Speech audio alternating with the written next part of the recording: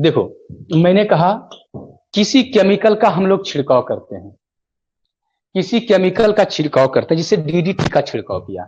तो डीडीटी का छिड़काव किया तो जहां जमीन पे हमने छिड़काव किया इस पानी को, डीडीटी को, तो ये पानी के द्वारा, चूंकि वो मिट्टी में भी रहेगा, जब पानी आएगा बारिश के समय से, तो ये घुल करके मिट्टी में या फिर पानी के साथ, फिर बहाव के साथ कहाँ चलाएगा?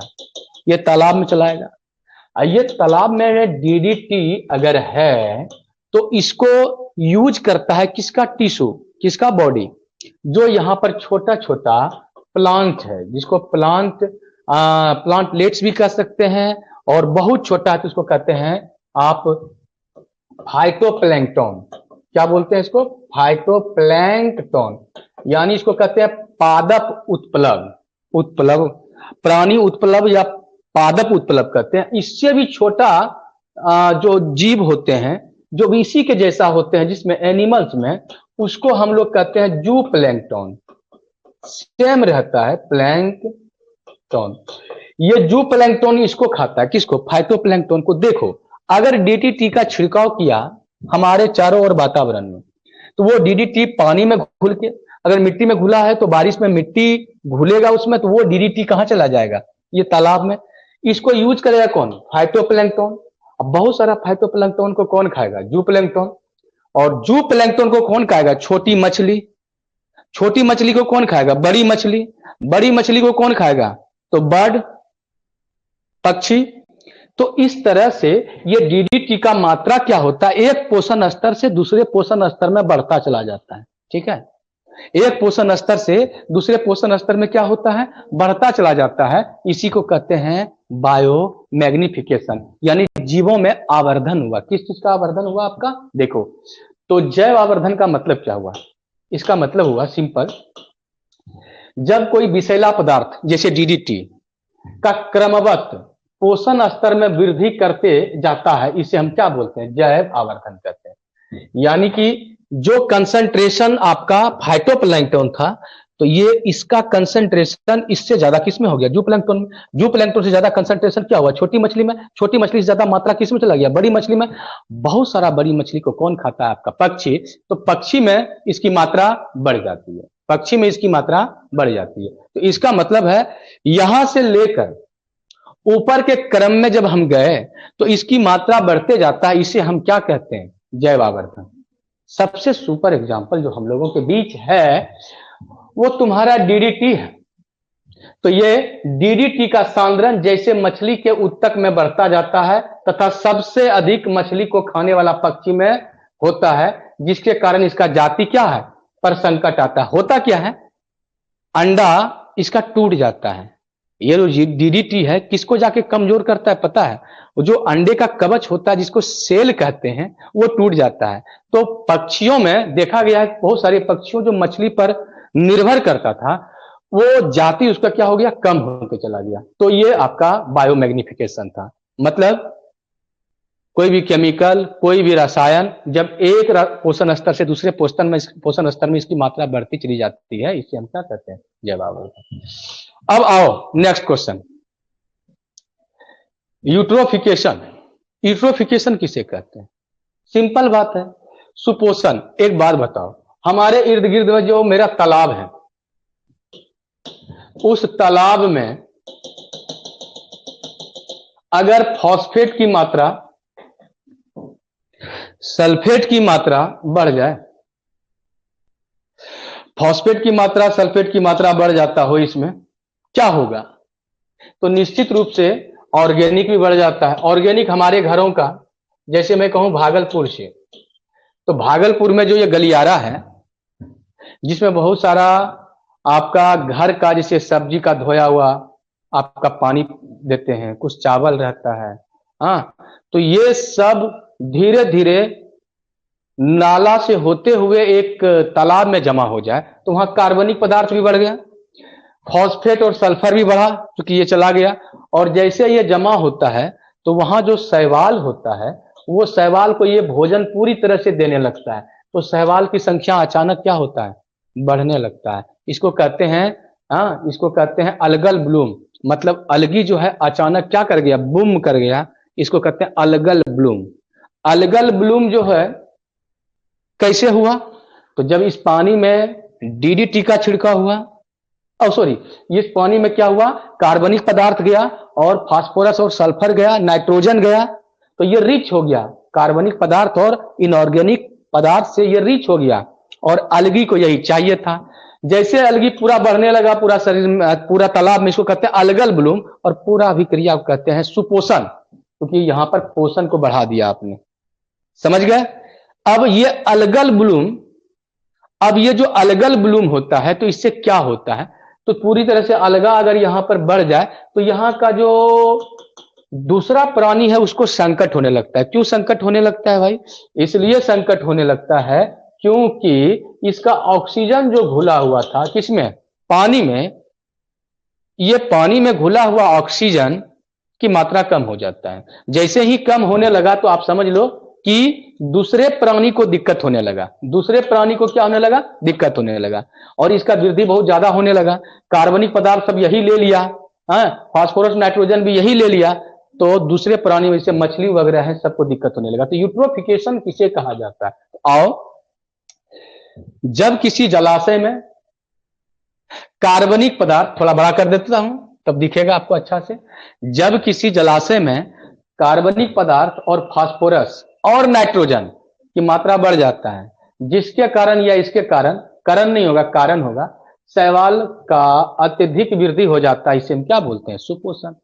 क्या कोई दिक्कत अब है, सुपोषण के कारण जलीय जंतु का जीवन क्या होता है, संकट में होता है। फिर लिख देना क्यों, क्योंकि शैवाल का जब वृद्धि होता है तो वहां का जो पानी में ऑक्सीजन है उसका ऑक्सीजन क्या हो जाता है, कम हो जाता है। क्या हो जाता है, ऑक्सीजन कम हो जाता है, जिसके कारण क्या होना, अब ऑक्सीजन जब कम हो गया, जिसको कहते हैं डिजॉल्व ऑक्सीजन, डिजॉल्व ऑक्सीजन जब कम हो गया तो फिर कोई डिजॉल्व ऑक्सीजन समझ रहे हैं, पानी में अपना ऑक्सीजन होता है भाई, पानी में अपना ऑक्सीजन होता है, वो पानी ही कम होने लगा, पानी में ऑक्सीजन ही कम होने लगा, तो वहां का मछली, वहां का और जो भी प्राणी है उसको ऑक्सीजन कम मात्रा में मिलने लगा और कहानी खत्म।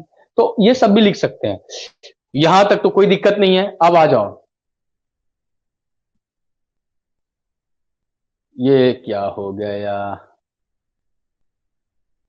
हाँ, एक मिनट, कहां तक हम लोगों ने पढ़ा, ये थोड़ा सा आगे पीछे लिखा गया है, कोई दिक्कत नहीं। ग्रीन हाउस इफेक्ट्स, प्रदूषण में जितने भी ओल्ड टॉपिक से मैंने सबको कवर किया, बायो मैग्निफिकेशन नहीं, ध्वनि से स्टार्ट किया, और एक लंबा क्वेश्चन में मैंने डाल दिया, ताकि ये चैप्टर ओल्ड जरूर है लेकिन इसको पूरी तरह से फिर से कवर करना है। और दो चैप्टर, जो पहला वाला है और लास्ट, इसको डिलीट कर दिया है न्यू सिलेबस में।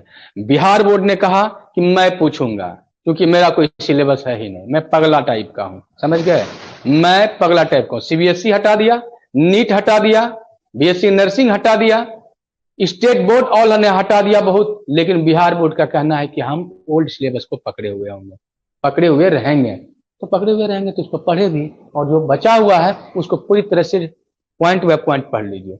तो सबसे सुंदर क्वेश्चन इसमें से अभी तक जो आने वाला है, ग्रीन हाउस गैसेस का नाम, बिहार के लिए बहुत सुंदर क्वेश्चन है, आपके लिए हल्का हो सकता है। और ग्रीन हाउस का प्रभाव बताएंगे, ग्रीन हाउस का प्रभाव, क्या प्रभाव है, ठीक है, ग्रीन हाउस इफेक्ट का प्रभाव। तो यहां पर आपको ग्रीन हाउस प्रभाव पढ़ना है और ग्रीन हाउस गैस पढ़ना है, दोनों का आंसर साथ में लिखना है, दोनों काम हो जाएगा। 52 नंबर मैंने बोला कि 4 ग्रीन हाउस गैसेस का नाम तुमको जो जानना था, वो है आपका N2O, N2O की मात्रा 6% है, ये तो पूछने से रहा, ये कभी पूछ ही नहीं सकता है। लेकिन CO2 60% है, CH4 20% है, क्लोरोफ्लोरोकार्बन 14% है।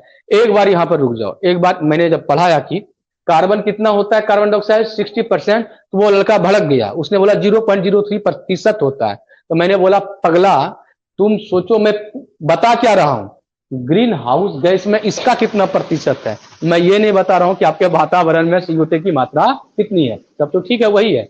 यहां पर 4 प्रकार के गैसों में सबसे ज्यादा होता है आपका CO2, और ये CO2 60% के करीब होता है।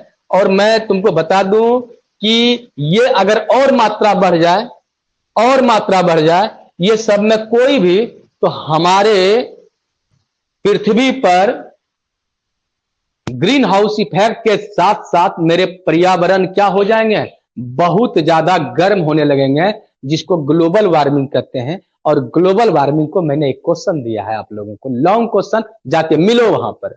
लॉन्ग क्वेश्चन में मैंने कहा तुमसे कि देखो भाई, लॉन्ग क्वेश्चन में एक चीज पूछता है, ग्लोबल वार्मिंग क्या है, विश्वव्यापी तापमान क्या है, ये ना विश्वव्यापी तापमान क्या है, यानी विश्वव्यापी ताप से क्या समझते हैं आप। तो वही हुआ ग्लोबल वार्मिंग, जो हिंदी में अंग्रेजी में बोलते हैं आप। तो ग्लोबल वार्मिंग किसके कारण होता है, तो ये गैसों के बढ़ने के कारण। अब तुम बोलोगे सर ये गैस अगर ना हो तो, तब मैं डिटेल में बोलूंगा, मैं यहां ऑब्जेक्टिव के लिए बोल रहा हूं।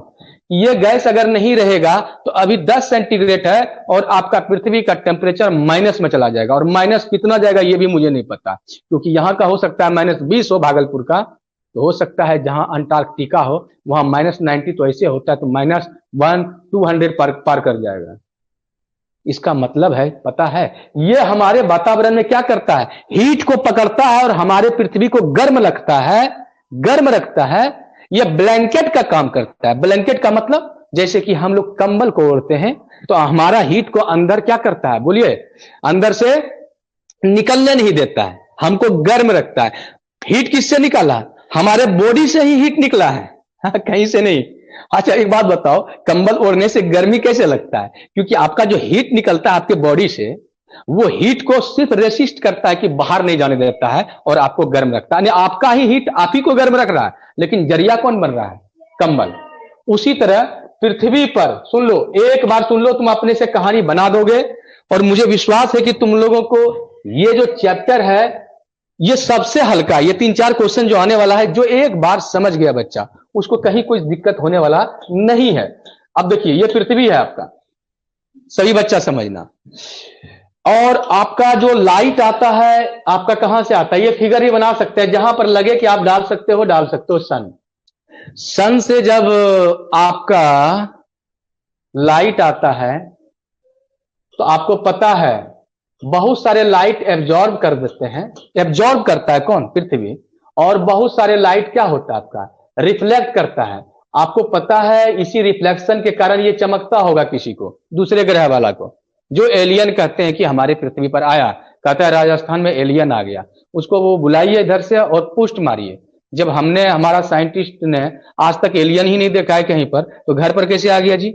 हाँ, तो चलो भाई, ये जो पृथ्वी पर आपका लाइट आया किसका, सन का, तो ये रिफ्लेक्ट किया। मैंने कहा कि इसमें एनर्जी होता है, पता है आपको, E बराबर SC बटा लैम्डा। हाँ, जिसका लैम्डा ज्यादा होगा उसका एनर्जी कम होगा, जिसका लैम्डा कम होगा उसका एनर्जी, कहीं कोई दिक्कत रहा क्या। अब जान लीजिए, E बराबर SC बटा लैम्डा जो है, E बराबर SC बटा लैम्डा जो है, E बराबर SC बटा लैम्डा जो है, जिसका आपका इसका ज्यादा है, तो हमारे वातावरण में क्या है बताओ, तो CO2 है, कहीं कहीं CH4 भी है, O2 भी है, N2 भी है, N2O भी है। आपको पता होना चाहिए बाबा कि O2 सब लाइट जो एनर्जी है उसको कैच नहीं कर सकता है, इसको क्षमता है कैच करने का, ये भी कैच नहीं करता है। ये जो एनर्जी आ रहा है इतना ज्यादा आ रहा है कि समझ लो इतना ज्यादा एनर्जी है कि ये एनर्जी कोई नहीं पकड़ेगा, और ये या तो रिफ्लेक्ट होगा या तो एब्जॉर्ब होगा। और जब जानते हो लाइट जब पृथ्वी एब्जॉर्ब करता है, तो कोई भी तावा को अगर गर्म करते हैं तो फिर से वो रेडिएशन करता है, पता है ना, फिर से वो रेडिएशन करता है, और वो रेडिएशन आपका कम एनर्जी का रहता है। तो ये जब आपका एब्जॉर्ब करके फिर लाइट को क्या करेगा, सॉरी, रेडिएशन निकालेगा, तो ये रेडिएशन का एनर्जी क्या होता है आपका, SC बटा लैम्डा। तो लैम्डा ज्यादा होता है, एनर्जी क्या होगा, कम। इधर लैम्डा कम होता है, एनर्जी ज्यादा। तो ये वाला एनर्जी को कौन कैच करता है आपका, CO2, N2O, CH4, और इसको कैच करके हमारा पृथ्वी को क्या रखता है, गर्म रखता है। इसलिए ऐसे इसको कहते हैं ग्रीन हाउस इफेक्ट। क्यों, ग्रीन हाउस गैस। आपको एक बात बताऊं, ग्रीन हाउस यहां पर क्यों दिया गया पता है, ग्रीन हाउस इसलिए दिया गया है ग्रीन हाउस इसलिए दिया गया है क्योंकि हमारा जो वातावरण एक ग्रीन ग्रीन, हम देखिएगा टीएनबी अब मड़वारी में होगा आपका, एक घर घर बना हुआ चारों बगल से, चारों बगल से आपका, ये आपका रहता है देखना, एक ब्लैंकेट रहता है जो पॉलिथीन का बना हुआ होता है। ये पॉलिथीन क्या करता है, ये जो है आपका, अगर आपको ये हीट जाएगा तो ये हीट को बाहर नहीं जाने देगा, क्योंकि इसमें जो CO2 वगैरह है इस हीट को पकड़ करके इसको वार्म रखता है। कांच का बना होता है, प्लास्टिक का बना हुआ होता है, तो ये वातावरण को इतना गर्म रखता है कि यहाँ का जो प्लांट वगैरह है अच्छी तरह से उग जाता है। और ये प्लांट अच्छी तरह से उग जाता है तो इसी को क्या बोला, ग्रीन हाउस के, ग्रीन हाउस बोला। ग्रीन हाउस मतलब सब ग्रीन पदार्थ ही रहते हैं, यहाँ पे प्लांट रहते हैं। वही बात बोला, वैसा ही हमारा पृथ्वी क्या करता है, टेम्परेचर मेंटेन रखता है। कौन, CO2, CH4, N2O और क्लोरोफ्लोरो कार्बन्स। ये भी था आपका क्या, ग्रीन हाउस गैस। कहना कि N2 और O2 ये सब किसी भी एनर्जी को कैच नहीं करता है, ये सब कैच करके हमारा क्या करता है, हीट को किधर फेंकता है, पृथ्वी की ओर, और पृथ्वी के चारों ओर गर्म रखता है। इसीलिए इसको कहते हैं ग्रीन हाउस इफेक्ट। समझ में आया। ग्रीन हाउस इफेक्ट किसके द्वारा होता है, 4 प्रकार के गैसों के द्वारा, खास करके सबसे ज्यादा CO2 के द्वारा। इसमें कहीं कोई दिक्कत नहीं है। देख लो मैंने क्या कहा, वह प्रक्रिया जिसमें पृथ्वी के सतह पर कुछ गैसों के द्वारा ऊष्मा को अवशोषित किया जाता है, पृथ्वी को गर्म रखता है, इसे क्या बोलते हैं, इज ग्रीन हाउस प्रभाव कहा जाता है। इज नहीं होगा, क्या होगा यहां पर, इसे। क्लियर है, आप लोग क्लियर हैं, बोलो। अगर नहीं भी क्लियर हैं, अच्छा, PDF मैं सभी बच्चों को बोल रहा हूं। देखिए देखिए, जैसे कि यहां पे गलती हो गया सर इसे, क्योंकि सर ने आपका लिखा है, टाइपिंग किया है, जैसे ये ऊपर हो गया, तो अब तो इसको शुद्ध नहीं कर पाएंगे हम, तो हम भेज देंगे गलती सलती, हमको कोई दिक्कत नहीं। 1-2 दिन और रुक जाइए, तब सब शॉर्ट को एक साथ भेज देंगे हम। और 2-3 दिन और मैं बना करके लॉन्ग जो है अपने हाथों से बना करके, अरे अपने हाथों से मतलब शॉर्ट में बना करके एक आंसर है, एक लिमिटेड वर्ड्स में देंगे, जितना कि बिहार बोर्ड पूछना चाहता है उतना बना करके हम लॉन्ग भी भेज देंगे। शॉर्ट को हमको संडे तक पूरा करने दीजिए, मंडे को एटलीस्ट भेज दूंगा, इसके बाद आपको पढ़ा भी दूंगा। तब तक कल हो सकता है क्लास लूं या तो नहीं भी लूं, क्योंकि बहुत सारे का एग्जाम भी है, तो 3 बजे 11 बजे तो लेना नहीं है। देख लेते हैं आज हम कहां तक पहुंचते हैं, ठीक है। और पहुंचना है तो ये मैं इसलिए विस्तार पर समझाया कि ये सिलेबस ओल्ड वाला है, इसको हमने टच किया है, बहुत सारा ओल्ड तो पढ़ा ही चुका हूं, ओल्ड भी पढ़ाया हूं सब लगभग। जो और एक बार, क्योंकि बिहार बोर्ड जो है आपका अजीब टाइप का बोर्ड है, ना कोई सिलेबस है और ना ही कोई इसका क्वेश्चंस का पैटर्न है। इसको गंगा में सबको बहा दे रहा है। इसमें बच्चे भी खुश, माँ बाप भी खुश, और टीचर तो बहुत ज्यादा खुश, क्योंकि इनको पास ही कराना है। समझ गए, तो इस बात को आप याद रखेंगे। लेकिन जानकारी के लिए आपका कंपटीशन में यह बहुत पूछता है, ग्रीन हाउस गैसेस वगैरह, जनरल कंपटीशन जितना भी है सब में पूछता है इससे। इसको तो मेरा मानना था चैप्टर को हटाना ही नहीं चाहिए, बिहार बोर्ड रखा हुआ है, लेकिन यही तो है कि आप ओल्ड पूछेंगे कि आप न्यू पूछेंगे कि दोनों मिला के पूछेंगे, कुछ बोलता भी तो नहीं है, इसलिए पढ़िए इसको। ये वाला आप जान लो कि ये आपका ग्रीन हाउस गैसेस है। चलो 2 क्वेश्चन हो गया। अब ओजोन डिप्लीशन में आते हैं, जिसको कहते हैं ओजोन होल। बाबा ओजोन अवक्षय कहा जाता है। एक बात तुम लोगों को बोलते हैं, ये सब 9th-10th में हम लोग इन्वायरमेंटल साइंस में पढ़ते थे, और CBSE बोर्ड वाला को तो 7-8 से ही देता है। हमारे भी बोर्ड में, बिहार बोर्ड में 7-8 से ये क्वेश्चन आपके को बुक में अवेलेबल है। सर लोग बात करते हैं, सर लोग पढ़ाते भी हैं, सुना सुनाया शब्द है ओजोन। एक बात जान लो, ये पृथ्वी है आपका, पृथ्वी के चारों ओर के लेयर को हमने बांटा है, ट्रोपोस्फेयर, इसके बाद स्ट्रेटोस्फेयर, इसके बाद एक्सोस्फेयर, आयनोस्फेयर, बहुत सारे स्फेयर में बांटा है, मतलब जोन में बांटा है।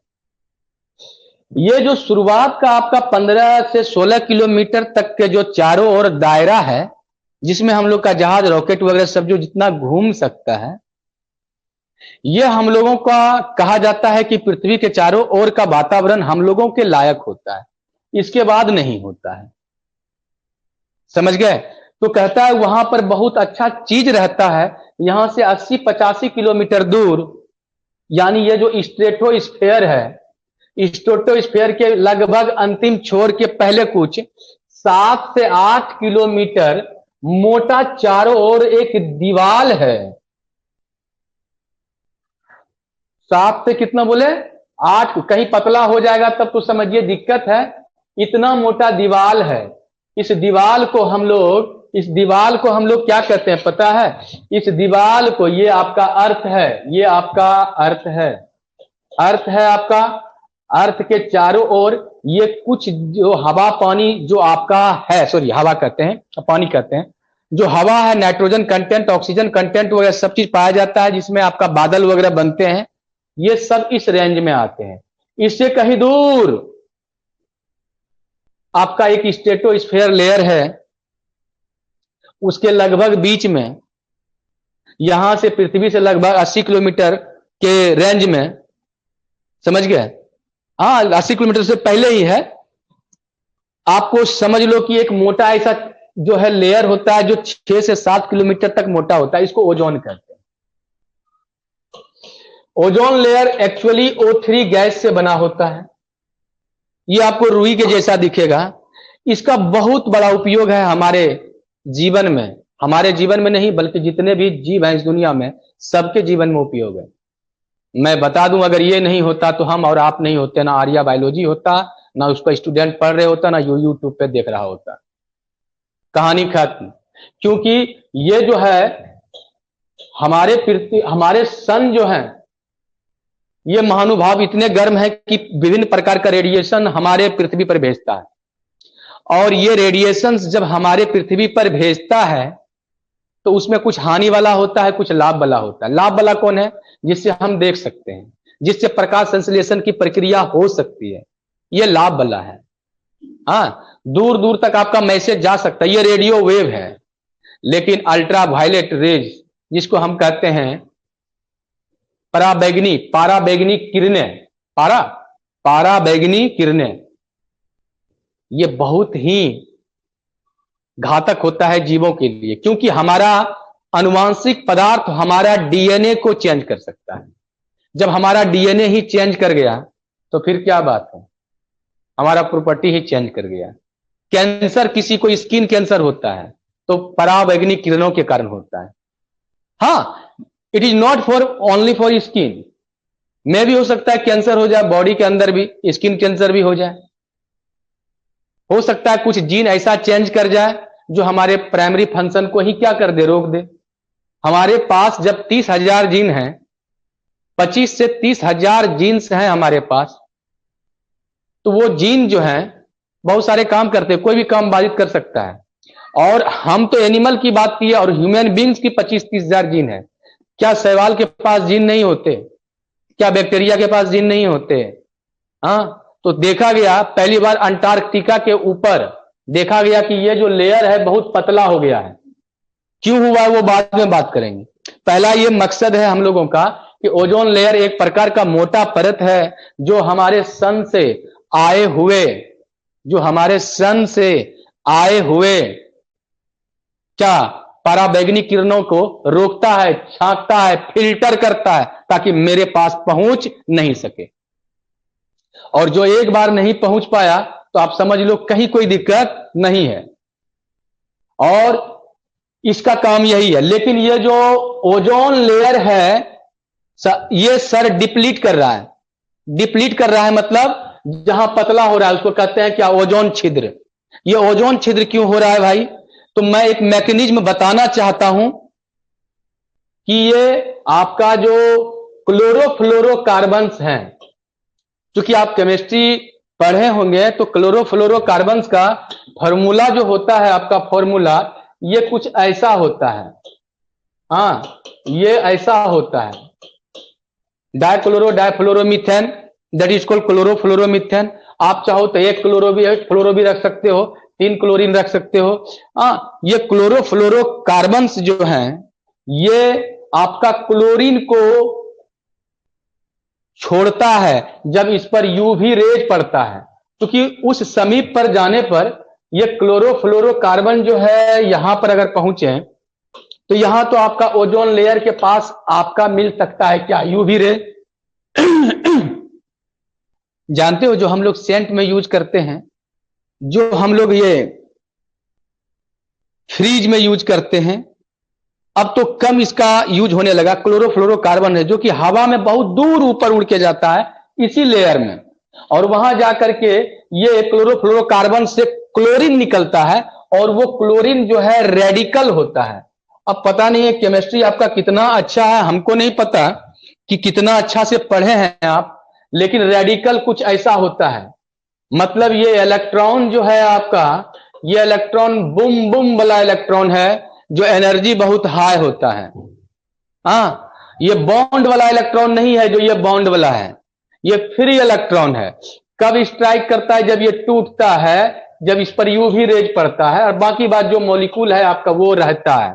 और यही क्लोरीन जो है O3 से रिएक्ट कर कर O2 को तोड़ता है, O2 में बदलता है, नेसेंट ऑक्सीजन निकालता है, और इसी तरह से इसका चेन चलते रहता है। ये सिर्फ एक ही काम करता है कि O3 को बर्बाद करता है, और O3 बर्बाद हो गया तो इसका मतलब है कि आपका जो यहां पर मैंने बनाया था ये लेयर पतला होगा।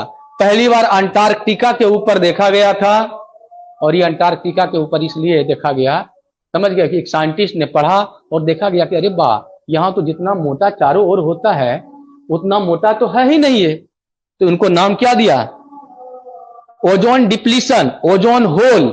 और उस ओजोन होल के कारण वहां का जीव बहुत प्रभावित था, खास करके जितने भी छोटे जीव हैं। बाद में लोगों ने कहा कि इसको हटाओ, इसको हटाओ, क्लोरोफ्लोरोकार्बन जो मैंने काउ ढूंढा उसको यूज ना करो। तो ये वाला बात हो गया। अब देखो, हाँ, यहां समतापी मंडल कहते हैं हिंदी में, अंग्रेजी में बोलते हैं स्ट्रेटोस्फीयर। मौजूद जो है आपका, मौजूद जो है ओजोन सतह का पतला या नष्ट होना ही क्या कहलाता है, ओजोन अपक्षय, ओजोन होल कहलाता है। यह किससे, यह विनाशकारी यूवी रेज को क्या करता है, अवशोषित करता है। लेकिन यह आपका धीरे धीरे कम होते जा रहा है। क्यों, ओजोन अपक्षय का मेन कारण क्या है, क्लोरीन और ब्रोमीन होता है, के बीच अभिक्रिया होने के कारण होता है। क्लोरीन और ब्रोमीन समझते हैं, क्लोरीन और ब्रोमीन क्या है, तो आपका क्लोरोफ्लोरोकार्बन अपक्षय का मुख्य कारण होता है। क्लोरोफ्लोरोकार्बन देखो यहां पर दो फ्लोरीन दिया, क्लोरीन यूवी रे, यहां देखो क्लोरीन रेडिकल निकला, और क्लोरीन रेडिकल निकला, फ्री रेडिकल है ये दोनों फ्री रेडिकल है, Cl प्लस और C पर रेडिकल है। ये Cl प्लस जो इलेक्ट्रॉन है फ्री रेडिकल, ये O3 से रिएक्ट करता है। O3 से रिएक्ट करने के बाद क्या O2 में बदलता है और O के साथ खुद ये जुड़ जाता है, क्या हो गया, Cl radical O, Cl radical O फिर O से नेसेंट ऑक्सीजन से रिएक्ट करता है, तो जानते हो क्या बनाता है आपका, फिर O2, फिर Cl रेडिकल बच गया, फिर Cl रेडिकल क्या करेगा, फिर O3 के पास जाएगा, फिर नष्ट करेगा। इस तरह से चेन चलता रहता है। एक मॉलिक्यूल हजारों मॉलिक्यूल को नष्ट करेगा, कौन, एक क्लोरोफ्लोरो, आपका जो क्लोरोफ्लोरो जो आपका है मॉलिक्यूल जिसको कहते हैं क्लोरोफ्लोरोकार्बन, ये क्लोरोफ्लोरोकार्बन हजारों मॉलिक्यूल को नष्ट करेगा। ये रिएक्शन मैंने इसलिए बताया कि अगर इसमें एक लाइन भी लिख दोगे तो बहुत बड़ा बात है, लेकिन सच बात तो है। आपको मैं एक चीज बता दूं कि यहां पर एक लाइन लिखने का जरूरत नहीं है, इसको समझाने के लिए मैंने बोला। लिखना तुमको यही 2 पॉइंट है, 3 पॉइंट है। तो ओजोन का डिप्लीशन समझ गया। अब आ जाओ, जीन थेरेपी क्या है, इसमें हमको ज्यादा बहस नहीं करना है। जीन थेरेपी कहते हैं जब हमारा या कोई जीव का जीन खराब हो, जब हमारा या किसी जीव का जीन खराब हो, उस जीन को निकाल करके अच्छे जीन को शिफ्ट किया जाता है, इसको जीन थेरेपी कहते हैं। अब आपका जीन खराब हुआ तो निश्चित रूप से आप बीमार पड़ोगे, आपका जीन खराब हुआ तो आप निश्चित रूप से बीमार पड़ोगे। वो खराब जीन को निकाल करके अच्छा जीन उसमें डालना, सम्मिलित करना, किसी जीवों में बाहर से अच्छा जीन डाल करके उसकी बीमारी को ठीक करना, इसको क्या कहते हैं, जीन थेरेपी। तो यही एक मेडिकल थेरेपी है जिसमें निष्क्रिय जीन को ठीक कर इसे होने वाली अनुवांशिक बीमारी को क्या करता है, रोकता है। अब आ जाइए, पहली बार किसमें किया गया था, एक 4 साल की लड़की में। उस 4 साल की लड़की में प्रॉब्लम यह था, एक बीमारी होती है जिसका नाम है SCID, severe combined immunodeficiency syndrome नाम है।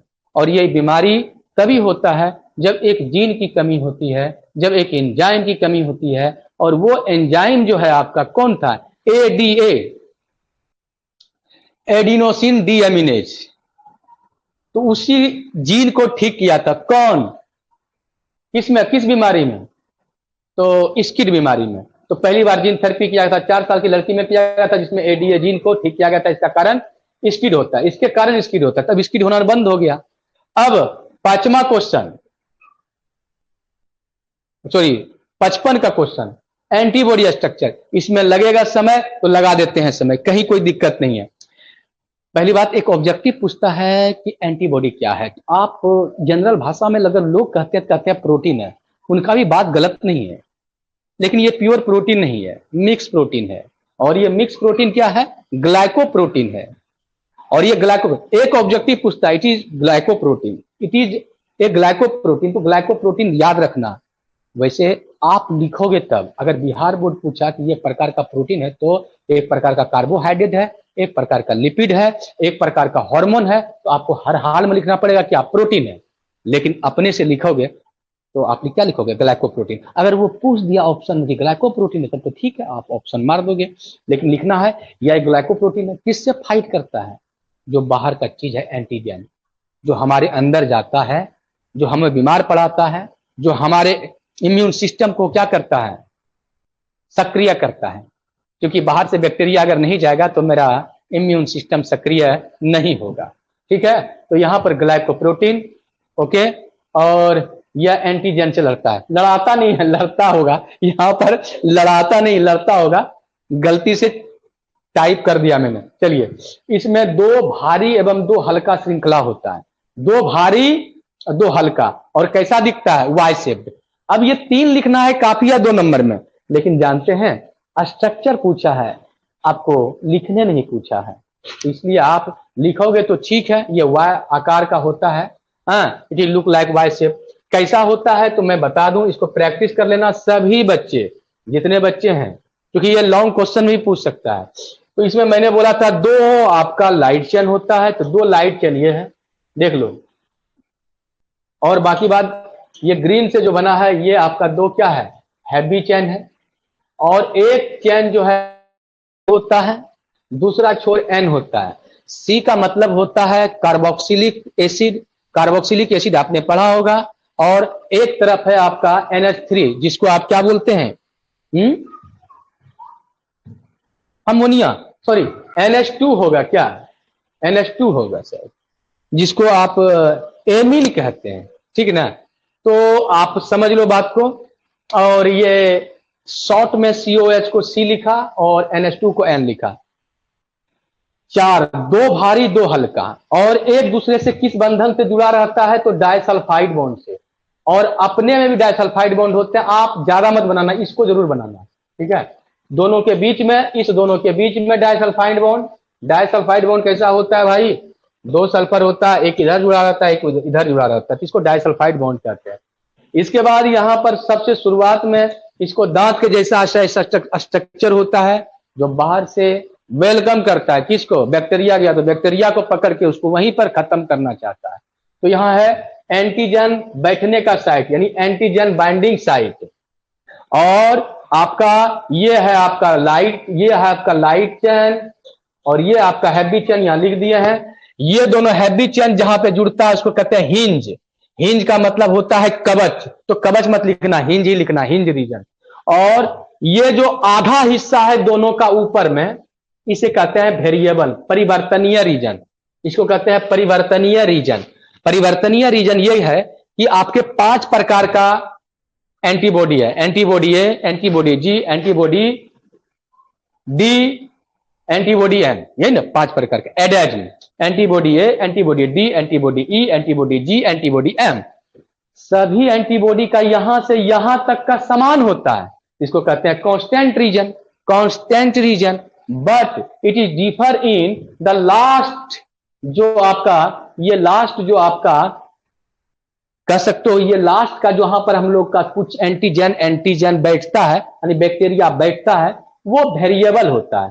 ये परिवर्तन इसलिए होता है कि ये इनकाउंटर करता है डिफरेंट टाइप के क्या, बैक्टीरिया से, इसलिए डिफरेंट टाइप का ये मारने वाला है इसका, समझ गए। तो ये वेरिएबल रीजन होता है। और आपका ये फॉर्मूला है H2L2, 2 हैवी 2 लाइव। और कितने प्रकार के एंटीबॉडी होते हैं, बोलो ना, 5, ADEGM। याद रखना, मां के मिल्क में कौन होता है, तो ए। एलर्जी कौन पैदा करता है, एलर्जी पैदा कौन करता है, तो एलर्जी अगर होता है तो कौन सा एंटीबॉडी बनता है, एंटीबॉडी ई। और मां का प्लेसेंटा को पार करके बच्चे में जा सकता है तो एंटीबॉडी जी। बाकी बात ये सब का ही फंक्शन याद रखोगे तो ठीक है, बाकी बात इतना ही थी। ये पेंटामर होता है जो नीट में पूछा जाता है, अभी हम वो सब चर्चा करना ही नहीं चाहता बस मैं इतना करना चाहता हूं कि आपको ये वाला स्ट्रक्चर दिमाग में बैठना चाहिए। एंटीबॉडी हो गया। अब